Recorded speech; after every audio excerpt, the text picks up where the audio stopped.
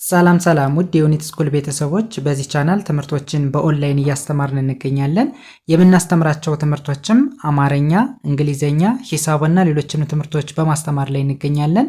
ለመማር የምትፈልጉ ቤተሰቦቻችን ቪዲዮ ላይ ባስቀመጥነው ስልክ ወይም በኢሞ፣ በቴሌግራም፣ በዋትስአፕ በሌሎችም የሚዲያ አማራጮች ሃሎ ይበሉን፣ ይደውሉልን፣ ይማሩ። ዛሬ ትምህርታችን የቪዲዮአችን ደግሞ ይጨላችሁ የመጣው የተለያዩ የእንግሊዘኛ አረፍተ ነገሮችን እንዴት በቀላል መንገድ አንብበን መተርጎም እንችላለን የሚል ትምህርት ወይም ቪዲዮ እንማማራለን። ከእናንተ የሚጠበቀው ትምህርቱን የቪዲዮን ሳታቋርጡ እስከ መጨረሻው ድረስ መከታተል ከቻላችሁ ጥሩ ነገር ታገኙበታላችሁ። ወደ ትምህርቱ እንሄድ።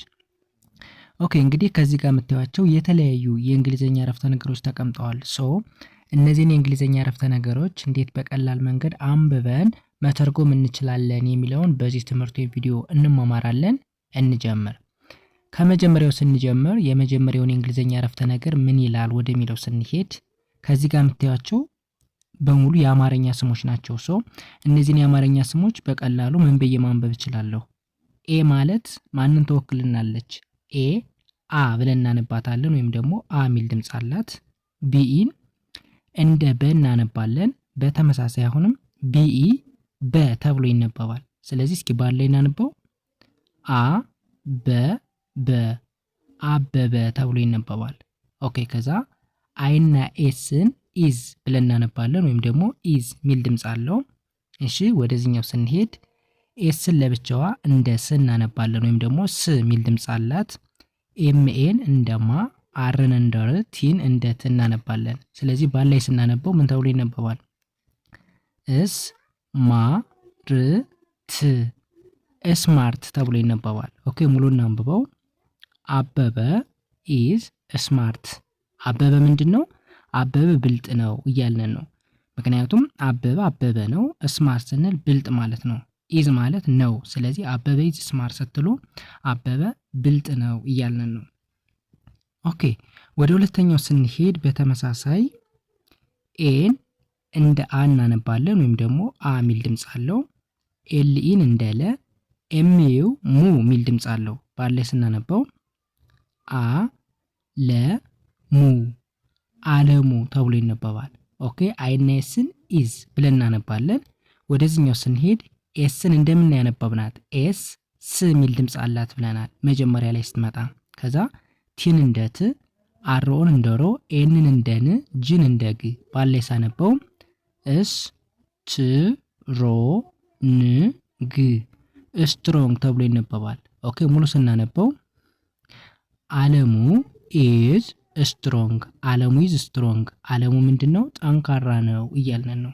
ኦኬ ወደ ሶስተኛው ስንሄድ አርኦን እንደ ሮ ማንበብ፣ ሮ ሚል ድምጽ አለው።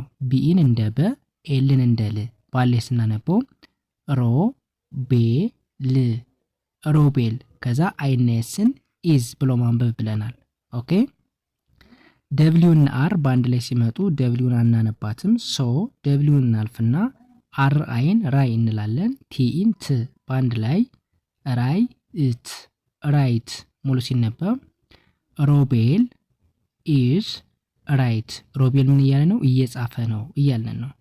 ኦኬ ወደዚህኛው ስንሄድ ኤፍ አይ ፍ ሚል ድምጽ አለው። ኦኬ አር እንደ ር፣ ዲኦ እንደ ዶ፣ ኤስ እንደ ስ። ባለ ስናነበው ፍ ር ዶ ስ ፍርዶስ። ከዛ አይኔስን ኢዝ። ኦኬ ኢዝ ምን ይላል?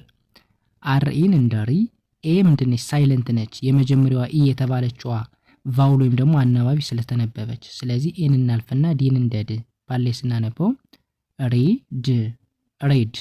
ሙሉ ሲነበብ ፍርዶስ ኢዝ ሬድ። ፍርዶስ ምን እያለች ነው? እያነበበች ነው እያለን ነው።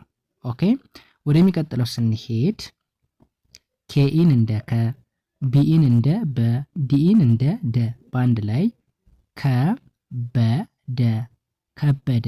አይና ኤስን ኢዝ።